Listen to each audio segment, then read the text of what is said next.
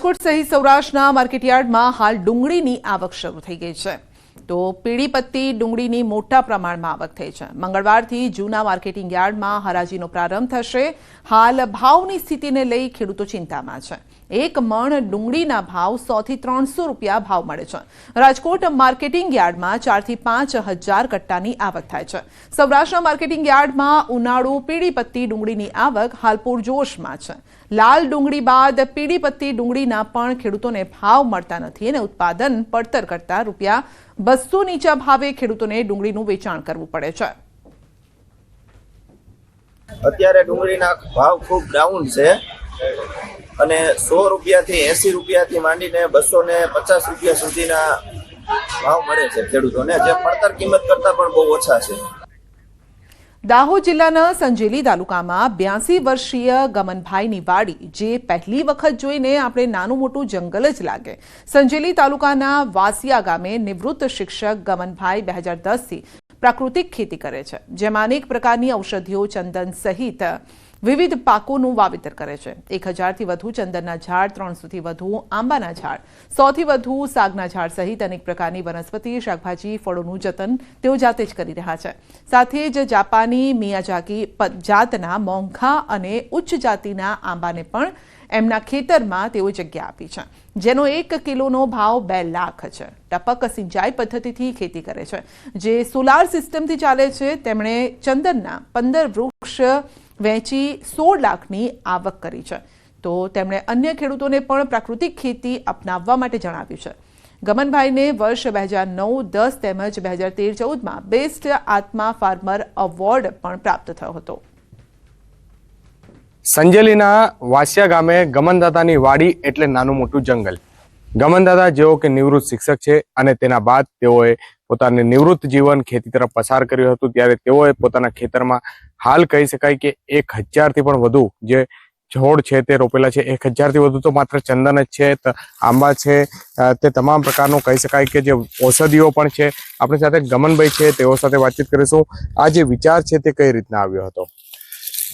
હું જ્યારે શાળામાં શિક્ષક હતો ત્યારે દર વર્ષે વિજ્ઞાન મેળો ભરાય અને એ વિજ્ઞાન મેળામાં મેં ઔષધીય વનસ્પતિઓ રજૂ કરી અને જિલ્લામાં પ્રથમ નંબર આવ્યો। ત્યારે પછી મેં અહીં ઔષધીય વૃક્ષો ઉછેરવાનો, જે જંગલમાં ખલાસ થઈ રહ્યા છે એવા વૃક્ષો અને ઔષધીય વનસ્પતિ વેલાઓ બધું ઉછેરવાનો પ્રયત્ન કર્યો અને જ્યાંથી મને મળ્યું ત્યાંથી લાવીને અહીં રોપેલા છે।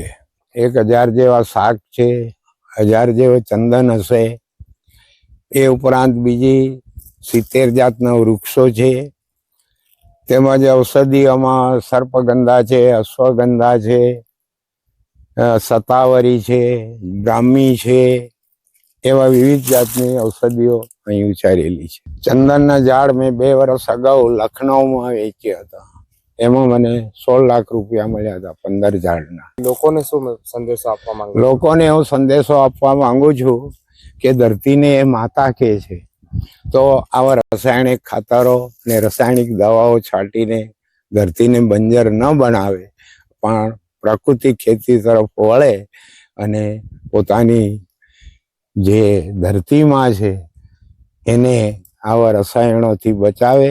તેઓએ અહીંયા વિવિધ પ્રકારની જે ઔષધિઓ પણ લગાડેલી છે। આંબા, ચંદન, સાગ સહિત જે હિમાલયમાં જે વૃક્ષો થતા હોય છે, જે છોડ ઉગતા હોય છે, તે પણ અહીં લગાવી અને વાર્ષિક લાખો રૂપિયાની આવક કરી રહ્યા છે અને અન્ય જે ખેડૂતો છે તેઓને પણ પ્રાકૃતિક ખેતી તરફ વળવા માટેના પ્રયાસો હાલ તેમના ચાલી રહ્યા છે।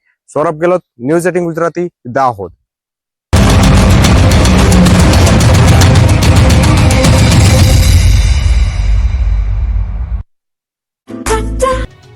અમારી માંગો પૂરી કરોના નારા અને વિવિધ માંગણીઓ સાથેના બેનર, પોસ્ટર સાથે લાખો રત્ન કલાકારો સુરતના રસ્તા પર ઉતરી આવ્યા।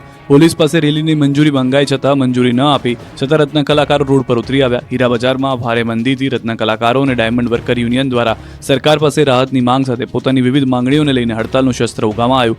અનેક રજૂઆતો છતાં તેઓની માંગ સ્વીકારવામાં ન આવતા રત્ન કલાકારોએ હડતાલ પાડી કતારગામથી કાપોદ્રા હીરાબાગ સુધીની રત્ન કલાકારો એકતા રેલી કાઢી, જેમાં મોટી સંખ્યામાં રત્ન કલાકારો જોડાયા હતા। નમસ્કાર, આપ જોઈ રહ્યા છો ગુજરાતની number 1 news channel news 18 Gujarati. આપણું ગુજરાત સાથે હું છું સિદ્ધાર્થ ધોકિયા. મહત્વના સમાચારોથી કરીએ શરૂઆત. અરવલ્લીમાં 30 ફૂટ ઉપરથી પુલ નીચે ખાબક્યો ટ્રક. ઊંચે કાંધ પડેલા ટ્રકના દ્રશ્યો છે અરવલ્લીના. પૂરપાટ દોડતો ટ્રક 30 ફૂટ ઉપરથી પુલ નીચે ખાબક્યો હતો. અરવલ્લીના માલપુર લુણાવાડા સ્ટ્રીટ હાઈવે પર ટ્રક પુલ નીચે ખાબક્યો હતો. સોનારિયા પાસે ટ્રક ચાલક પૂરપાટ જઈ રહ્યો હતો ત્યારે સ્ટીયરિંગ પરથી કાબુ ગુમાવતા ધડાકાભેર ટ્રક પુલની નીચે ખાબક્યો હતો. પ્રચંડ અવાજ આવતા રોડ પર જતા લોકો અને આસપાસના લોકો ઘટના સ્થળે દોડી આવ્યા હતા. 30 ફૂટ નીચે ટ્રક ખાબકતા કેબિનનો કચ્ચરકાણ વળ્યો હતો. સ્થાનિકોએ ટ્રક ડ્રાઈવરને બહાર કાઢ્યો હતો. આ તરફ મંદીમાં ફસાયેલા રત્ન કલાકારોએ હડતાલ પર ઉતરી કાઢી રેલી. અમારી માંગો પૂરી કરોના નારા અને વિવિધ માંગણીઓ સાથેના બેનર પોસ્ટર સાથે લાખો રત્ન કલાકારો સુરતના રસ્તા પર ઉતરી આવ્યા. પોલીસ પાસે રેલીની મંજૂરી મંગાઈ છતાં મંજૂરી ન આપી છતાં રત્ન કલાકારો રોડ પર ઉતરી આવ્યા. હીરા બજારમાં ભારે મંદીથી રત્ન કલાકારો અને ડાયમંડ વર્કર યુનિયન દ્વારા સરકાર પાસે રાહતની માંગ સાથે પોતાની વિવિધ માંગણીઓને લઈને હડતાલનું શસ્ત્ર ઉગામમાં આવ્યું. અનેક રજૂઆતો છતાં તેઓની માંગ સ્વીકારવામાં ન આવતા રત્ન કલાકારોએ હડતાલ પાડી કતારગામથી કાપોદ્રા હીરાબાગ સુધીની રત્ન કલાકારો એકતા રેલી કાઢી. તેમાં મોટી સંખ્યામાં રત્ન કલાકારો જોડાયા હતા. ભારત માતા કી જય અને વંદે માતરમને નારા લગાવી રત્ન કલાકારોએ સુરત ગજવ્યું હતું. મોટી સંખ્યામાં રત્ન કલાકારોએ વિરોધ પ્રદર્શન કરતા રેલીના રૂટ સહિતની જગ્યાએ પોલીસનો ચાપતો બંદોબસ્ત ગોઠવી દેવાયો હતો. કતારગામ દરવાજા વિસ્તાર પોલીસ છાવણીમાં ફેરવાયો હતો. મહત્વનું છે કે હીરા ઉદ્યોગમાં છેલ્લા 2 વર્ષથી ભારે મંદી ચાલી રહી છે. યોગ્ય કામ અને પગાર ન મળતા રત્ન કલાકારોએ ઘર ચલાવવાનું પણ મુશ્કેલ બન્યું છે. તો અનેક રત્ન કલાકારોએ આર્થિક ભીસથી કંટાળી આપઘાત કર્યાની બનાવો પણ જોવા મળી રહ્યા છે. રત્ન કલાકારોની માંગ છે કે 30% પગાર વધારો કરો, રત્નદીપ યોજના લાગુ કરવામાં આવે, રત્ન કલાકાર કલ્યાણ બોર્ડ બને.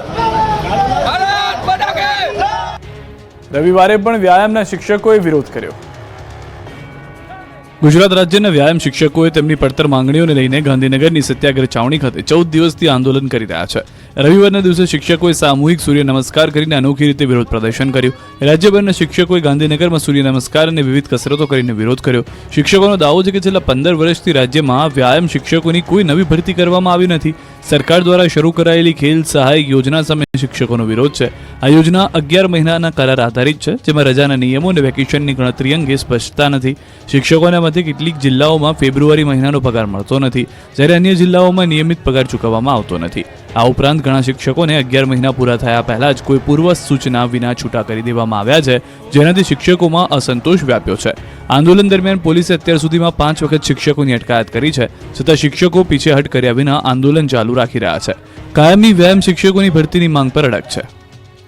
આ તરફ દાહોદમાં હડતાલમાં જોડાનાર 561 આરોગ્ય કર્મીઓને ફરજ મુક્ત કરતા વિરોધ.